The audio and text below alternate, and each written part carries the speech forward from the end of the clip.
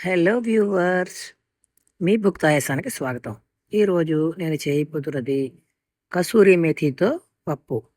దీనికి కావలసిన పదార్థములు: కందిపప్పు 1 కప్పు, కసూరి మేథి పావు కప్పు, పోపుకి ఆవాలు, జీలకర్ర, ఇంగువ, ఎండుమిరపకాయ, నూనె 1 స్పూను, ఉప్పు రుచికి సరిపడా, వెల్లుల్లి, టమాటా 1, పచ్చిమిరపకాయలు 2. ముందుగా కందిపప్పుని కొంచెం దోరగా వేయించుకుని దాన్ని ఒక గిన్నెలో పోసి, నీళ్లు పోసి, దాని మీద పసుపు, కసూరి మేథి, అలాగే టమాటా ముక్కలు, పచ్చిమిరపకాయ ముక్కలు వేసి కుక్కర్లో పెట్టి మెత్తగా ఉడికించుకోవాలి.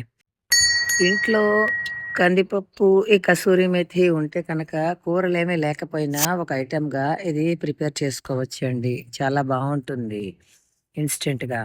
ఇప్పుడు మూత తీసి చూస్తే పప్పు ఉడికిపోయి ఉంటుంది. దాన్ని బాగా మెదిపి తర్వాత దాంట్లో కొంచెం కన్సిస్టెన్సీ కోసం నీళ్లు యాడ్ చేసుకొని, అందులో ఉప్పు కూడా వేసుకొని, పోపు వేసుకుంటే కసూరి మేథి, కందిపప్పు పప్పు రెడీ అయిపోతుందండి.